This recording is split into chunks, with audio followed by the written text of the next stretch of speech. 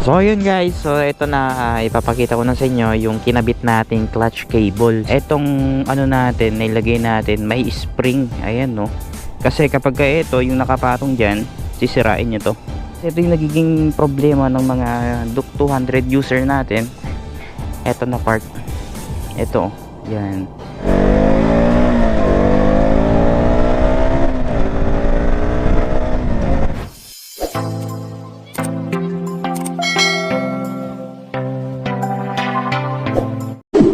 Mga ka-phantom, ngayong araw ipapakita ko sa inyo yung kinabit nating clutch cable. Ilang araw din hindi tayo nakapag-video dahil dito sa amin ay patuloy ang pag-ulan. 4 na araw na dire-diretsong umulan. Ngayon lang natin may lalabas si speed kasi medyo maganda yung panahon ngayon. Kung makikita nyo, hindi nabasa yung kalsada. Hindi pa ako nakabili ng shock cover niya, kaya iniingatan ko siya kapag nilalabas o nilulusong sa mga basang kalsada. Kaya ngayon naman ipapakita ko sa inyo yung aking bagong clutch cable. At namiss ko yung lugar na pupuntahan natin ngayon dito sa may complex. First time pumunta ni Speed dito sa mismong complex kung saan tayo dati nagpa-vlog kay Phantom.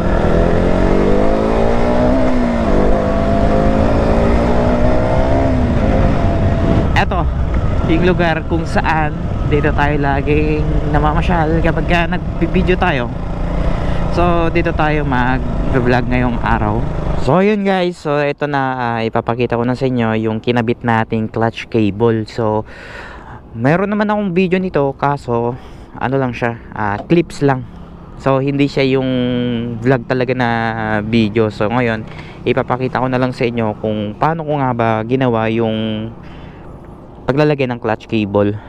So kung mapapansin nyo, ito kasing ano natin, pinaka cover dito sa clutch lever natin, kinuha ko lang to galing dun sa luma natin. Kasi itong cable na nabili natin, kung baga authentic siya na pang DUC 200. Bali yung pagkakaiba nila dito pala sa ano, banda rito, itong size 12 na nut dito, yung sa stock nya is meron siyang size 14 yung size niya. So ito mas lumiit siya. At kung mapapansin nyo, ito andito pa rin tong rubber. Ito pa rin yung nilagay natin. So guys, unang-una kapag magpapalit kayo ng ganitong clutch cable ng DUC, ang uunahin nyong luwagan ay itong baba. So kapag naluwagan nyo to, natanggal nyo siya, itong pinaka nut dito, tatanggalin nyo yan. Tapos pangalawa, pupunta kayo dito sa pinakataas. Bali ito, bali ganito yung itsura nya. Ayan o, ito yung sa pinaka ano nya, clutch lever nya. Kailangan yung luwagan yan. Tapos kapag naluwagan nyo siya, syempre luluwag din yung pinaka cable nya. Hihilahin nyo lang. So kapag nahila nyo dyan at natanggal nyo na dito sa part na to, ayan, ipupush nyo lang yung ito, yung pinaka clutch nya dito. Ipupush nyo siya pag ano nyo, para makuha nyo yan. Madali lang naman magpalit. So bali nagkaroon lang tayo ng conversion about dito sa ating clutch cable. Kasi kung mapapansin nyo, etong ano natin, nilagay natin, may spring, ayan no, spring. Tapos dun sa pinaka dulo ng ano, paglalagyan sana natin, kasi mayroong ganito eh, ayan no, kung nakikita nyo yan, may ganito dito sa part na to, yan dito. So bali yung ginawa ko, kasi yung nabili nating clutch cable ay medyo mahaba. So ginawa ko dito, eto, kung nakikita nyo yung butas dyan, dyan ko na pinadaan yung ating cable. Eto, ayan, galing dyan. Tapos eto, at kung makikita nyo, tinaas ko na yung kanyang mga ano dito, etong sa kanyang switch. So tinaas ko siya para siya yung nasa baba. Ayan, kasi kapag ito yung nakapatong dyan, sisirain nyo to, pupunitin niya lang. Kaya yun yung ginawa natin. Hindi na ako naglagay ng tie wrap, hindi ko na siya tinalian. Pero nung nilagay ko siya, ito, natamaan dun sa banda dun, sa pinakagilid nun, ayun, so dyan lumusot kasi yung ano natin, yung pinaka clutch cable natin na nilagay, kaya ayan, meron siyang galos. Pero okay lang naman, at least hindi siya nabutas, kumbaga na UP lang siya. So ito yung napansin ko kasi sa kanya, kapag ilalagay kasi natin dito sa dating ano niya, daanan ng clutch cable niya, magiging mahaba siya. Ito yung nagiging problema. Ito yung dumidikit dito sa part na to. Nakita natin na tumatama, kaya yung ginawa natin, pinadaan natin dito sa pinakababa, from dyan nilusot natin dito, tapos dinaan natin dyan diretso.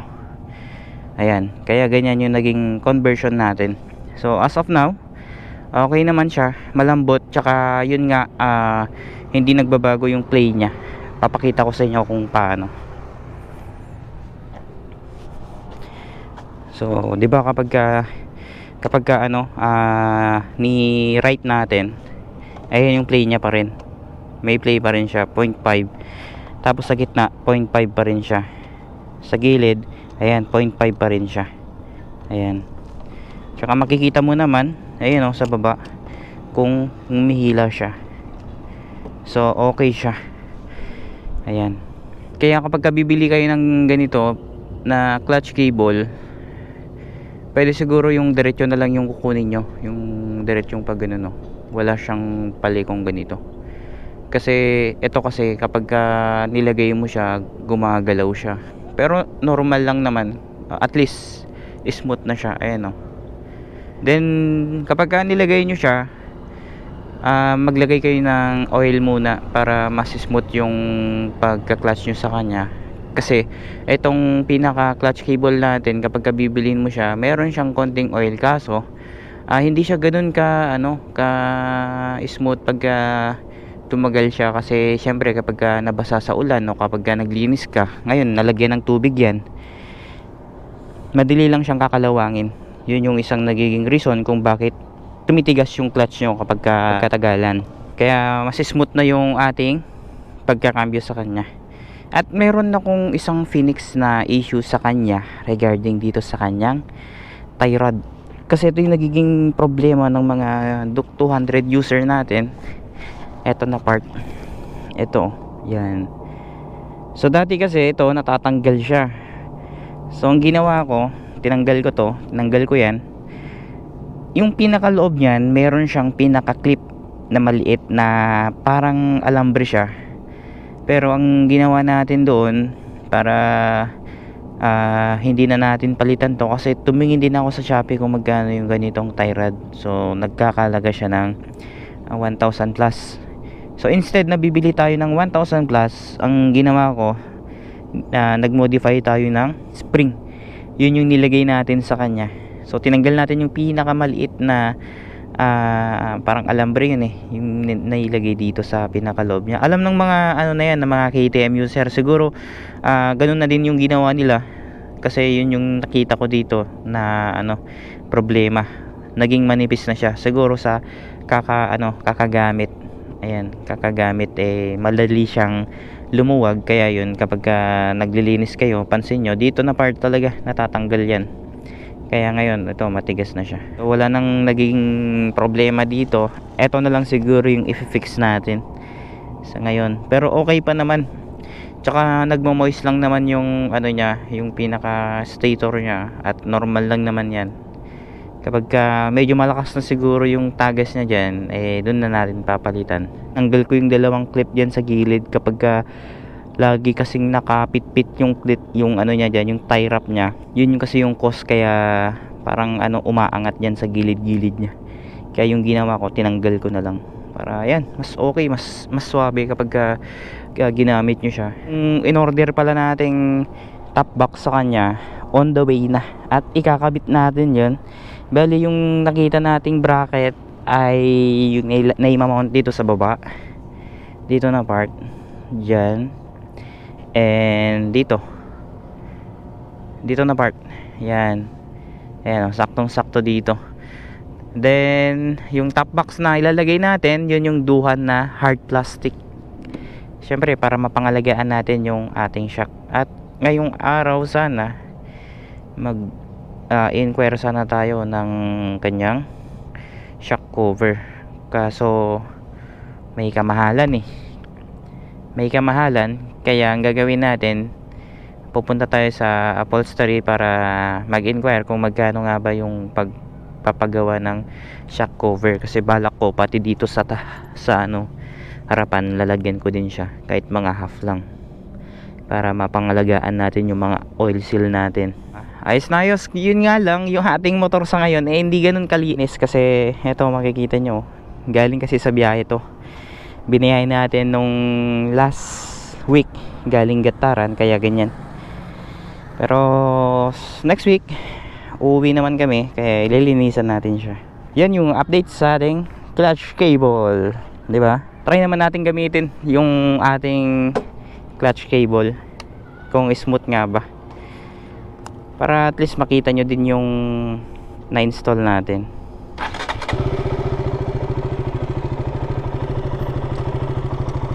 Ayun o, naririnig nyo ba yung ano nya, yung play nya?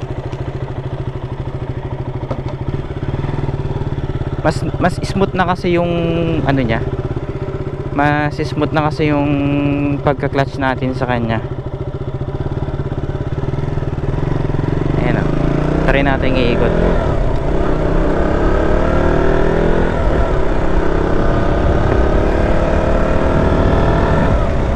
Wala namang nagiging problema nung nilagay natin ito. Okay naman. Kaya sa mga nagbabalak mag DIY, kapag medyo mahaba yung ilalagay yung throttle, yung ilalagay yung clutch cable, i-try yung tignan yung pwesto niya dyan sa baba, kasi madaming butas na pwede niyang pasukan dyan sa baba, para kahit papano, ayan, hindi siya lumalabas dito sa pinaka dulo niya.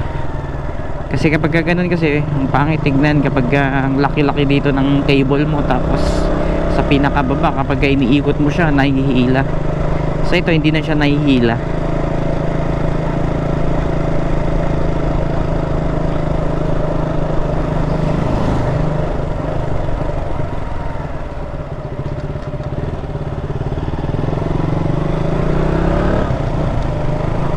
Tsaka every time na nagkakambyo na tayo, dati kasi nung nagkakambyo tayo na hindi ko pa naayos yung ganyang tie rod, nagmi-miss gear tayo. Siguro dumudulas yung pinaka ball joint niya, kaya minsan nahihirapan tayong mag-shift ng gear. Pero ngayon okay na.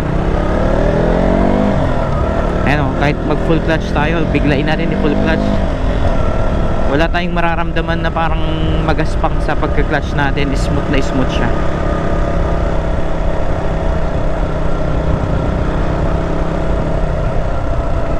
Bali yung link ng ano natin, ng clutch cable natin, ilalagay ko na lang sa description para makita nyo kung saan natin siya binili, para sa mga nagbabalak din na bumili ng kanilang clutch cable, i-visit lang nila yung ating description para makita nila.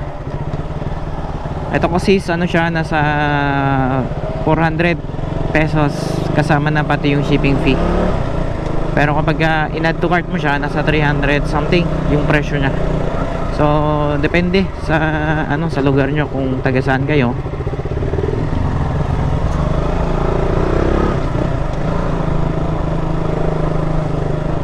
Kaya naman dapat kapag kukuha kayo, kung talagang binabalak nyo na wala kayong conversion na gagawin, mag-stay stock kayo. Pero yun nga lang, may kamahalan, nasa 1.2 yung stock nya.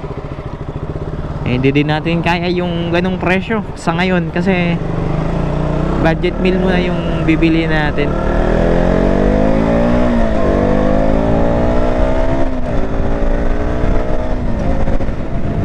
Suabe. So mga ka-phantom, hanggang dito na lang muna yung ating video for today. At kung hindi ka pa nakasubscribe sa ating YouTube channel, please subscribe and don't forget to hit the notification bell para lagi kayong updated sa aking latest videos.